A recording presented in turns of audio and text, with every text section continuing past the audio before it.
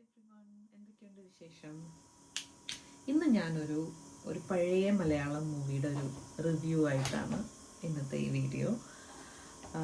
1964 ഇറങ്ങിയ ഒരു ഹൊറർ മൂവിയായ ഭാർഗവി നിലയം എന്ന് പറയുന്ന ഒരു മൂവിയുടെ വിശേഷങ്ങളാണ് ഞാൻ ഈ വീഡിയോയിൽ പങ്കുവയ്ക്കുന്നത്.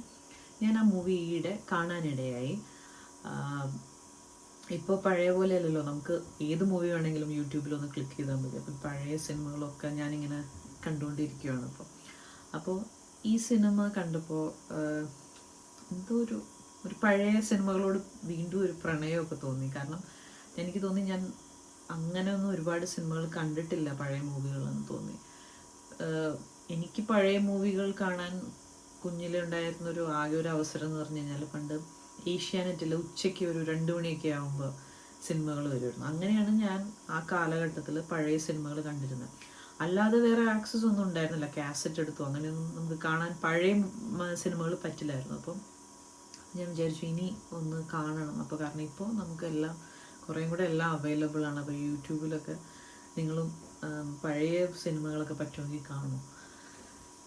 അപ്പം ഞാൻ ഈ സിനിമയുടെ കുറച്ച് കാര്യങ്ങൾ പറയാം. ഇത് ഹൊറർ മൂവിയാണ്. പക്ഷെ ഹൊറർ മൂവി എന്ന് പറയുമ്പോഴും ഇപ്പോൾ കാണുന്ന പോലത്തെ ഒരു ഭയങ്കരമായ ആനിമേഷനോ നമുക്ക് ഭയങ്കര പേടിപ്പെടുത്തുന്നതായ സീൻസോ അങ്ങനെ ഒന്നും അതിലില്ല. എന്നാൽ അത് അത്യാവശ്യം പേടി ഉണ്ടാക്കുമെന്ന് വെച്ചാൽ പേടി ഉണ്ടാക്കുകയും ചെയ്യും. ആ ഒരു വളരെ മനോഹരമായിട്ടാണ് ആ സിനിമ ഉണ്ടാക്കിയേക്കുന്നത്. അന്നത്തെ ആ ഒരു സൗകര്യങ്ങളും കാലങ്ങളും ഒക്കെ വെച്ചിട്ട് ആണെങ്കിൽ പോലും വളരെ മനോഹരമായിട്ട് അതിൻ്റെ സിനിമാറ്റോഗ്രാഫി, ഛായാഗ്രഹണം, അല്ലെങ്കിൽ അതിൻ്റെ ആ ലൈറ്റിങ്, ക്യാമറ വെച്ചിരിക്കുന്ന രീതി, അത് ഷൂട്ട് ചെയ്തിരിക്കുന്ന രീതി, അതൊക്കെ വളരെ മനോഹരമായിട്ടുണ്ട്. എ വിൻസെൻ്റ് എന്ന് പറയുന്ന ഒരു പ്രശസ്തനായ ഡയറക്ടറാണ് അത് സംവിധാനം ചെയ്തിരിക്കുന്നത്. അദ്ദേഹത്തിൻ്റെ മലയാളത്തിലെ ആദ്യത്തെ മൂവിയും കൂടെയാണ് ഈ ആദ്യമായിട്ട് സംവിധാനം ചെയ്ത ഒരു സിനിമ കൂടിയാണ് ഈ പറയുന്ന ഭാർഗവി നിലയം. അതിനുശേഷം അദ്ദേഹം ഒരുപാട് നല്ല സിനിമകൾ നമുക്ക് തന്നിട്ടുണ്ട്. എനിക്ക് ഒരുപാട് പേരുകൾ ഓർക്കുന്നില്ല, പക്ഷേ വളരെ പ്രശസ്തനായ ഒരു സംവിധായകനാണ് എ വിൻസെൻ്റ്. എ വിൻസെൻ്റിൻ്റെ വേറെ ഒരുപാട് മൂവീസ് അദ്ദേഹം മലയാള സിനിമയ്ക്ക് തന്നിട്ടുണ്ട്. ഭാർഗവി നിലയം, അതേപോലെ നദി, ശ്രീകൃഷ്ണപരുന്ത്, അങ്ങനെ ഒരുപാട് നല്ല മൂവീസ് തന്നിട്ടുള്ള ഒരു ഡയറക്ടറാണ് എ വിൻസെൻ്റ്. അതേപോലെ എടുത്തു പറയേണ്ട ഒരു കാര്യമാണ് ഈ സിനിമ ഭാർഗവി നിലയം എന്ന് പറയുന്ന സിനിമ വൈക്കം മുഹമ്മദ് ബഷീറിൻ്റെ നീലവെളിച്ചം എന്ന നോവലിനെ ആസ്പദമാക്കിയിട്ടാണ് ഈ സിനിമ എടുത്തിരിക്കുന്നത്.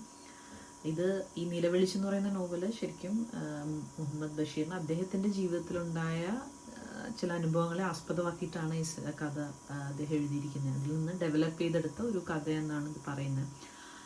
എനിക്ക് തോന്നുന്നത് ഈ ഭാർഗവി നിലയം എന്ന് പറയുന്ന സിനിമയിൽ ഒരു എഴുത്തുകാരനുണ്ട്, അത് മധുവാണ് ക്യാരക്ടർ ചെയ്തിരിക്കുന്നത്. ആ എഴുത്തുകാരൻ എനിക്ക് തോന്നുന്നു മുഹമ്മദ് ബഷീർ തന്നെയാണ്. അദ്ദേഹത്തെ തന്നെയാണ് ആ എഴുത്തുകാരനായിട്ട് ചിത്രീകരിച്ചിരിക്കുന്നത്. അദ്ദേഹത്തിൻ്റെ ജീവിതത്തിലുണ്ടായ ഒരു അനുഭവത്തിനെ ആസ്പദമാക്കിയാണല്ലോ ഈ കഥ തന്നെ എഴുതിയിരിക്കുന്നത്.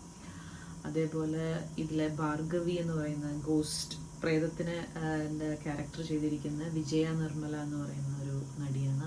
അവരുടെയും മലയാളത്തിലെ ആദ്യത്തെ സിനിമയാണ്. പിന്നെ വേറൊരു പ്രധാനപ്പെട്ട കഥാപാത്രത്തെ ചെയ്തിരിക്കുന്നത് പ്രേം നസീറാണ്.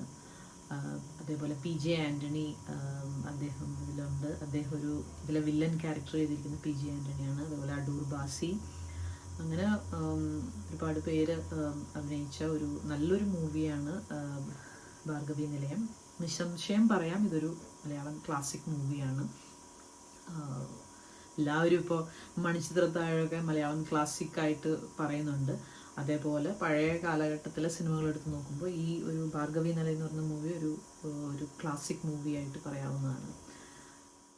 അതേപോലെ ഈ സിനിമയിൽ എടുത്തു പറയേണ്ട വേറൊരു കാര്യം ഇതിലെ ഗാനങ്ങളാണ്.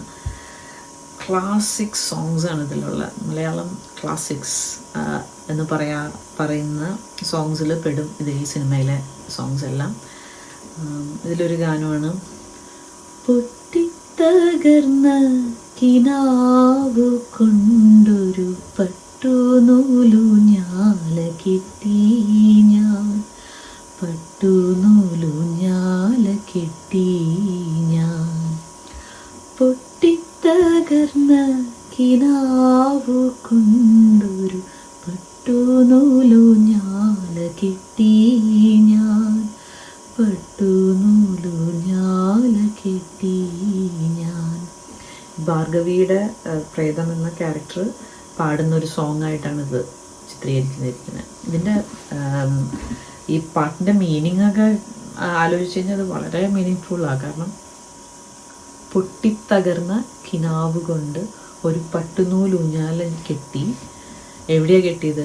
കാലക്കടലിൻ്റെ അക്കരെ അക്കരെ മരണത്തിൻ മൂകമാം താഴ്വരയിൽ കണ്ണുനീർ കൊണ്ടു നനച്ചു വളർത്തിയ കൽക്കണ്ട മാവിൻ്റെ കൊമ്പത്ത്. അവിടെയാണ് ഞാൻ എൻ്റെ പൊട്ടിത്തകർന്ന കിനാവുകൾ കൊണ്ടുള്ള ആ ഊഞ്ഞാല കിട്ടിയത്.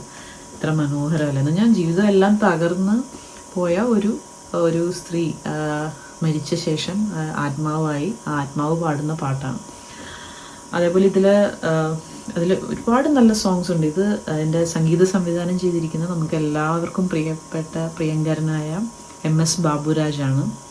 ഇതിൻ്റെ ലിറിക്സ് എഴുതിയിരിക്കുന്ന P ഭാസ്കരനാണ്.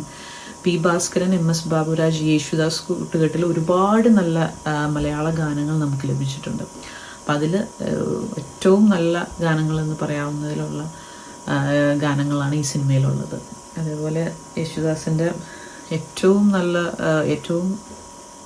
യേശുദാസ് പാടിയ ഗാനങ്ങളിൽ എല്ലാവർക്കും ഒരുപാട് ഇഷ്ടപ്പെട്ട ഒരു ഗാനമാണ് താമസമെന്തേ വരുവാൻ പ്രാണസഖി എൻ്റെ മുന്നിൽ, താമസമെന്തേ അണയാൻ പ്രേമമയി എൻ്റെ മുന്നിൽ.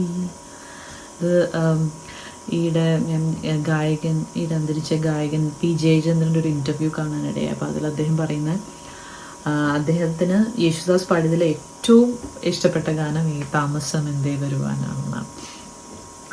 അതേപോലെ ഇതിൽ വേറെ സോങ്ങാണ് വാസന്ത പഞ്ചമി നാളിൽ വരുമെന്നൊരു കിനാവു കണ്ടു,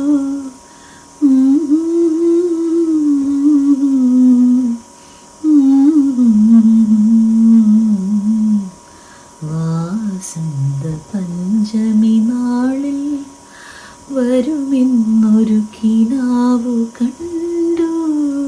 എസ് ജാനകി പാടിയ പാട്ടാണ്. അതേപോലെ അതിലുള്ള വേറെ സോങ്ങാണ് അറബിക്കടലൊരു മണവാളൻ കരയോ നല്ലൊരു മണവാട്ടി പണ്ടേ പണ്ടേ പാടിയിരുന്നു പകിടയുരുട്ടി കളിയല്ലോ. അങ്ങനെ നല്ല നല്ല പാട്ടുകളുള്ളൊരു മലയാളം സിനിമ കൂടിയാണ് ഭാർഗവി നിലയം. അപ്പോൾ നിങ്ങൾ കണ്ടിട്ടില്ലെങ്കിൽ കണ്ടു. അതായത് പഴയ സിനിമകളൊക്കെ കാണാൻ നിങ്ങൾ ആഗ്രഹിക്കുന്നുവെങ്കിൽ കാണാൻ പറ്റിയൊരു നല്ലൊരു സിനിമയാണ് ഭാർഗവി നിലയം. അപ്പോൾ bye bye. Thanks for watching.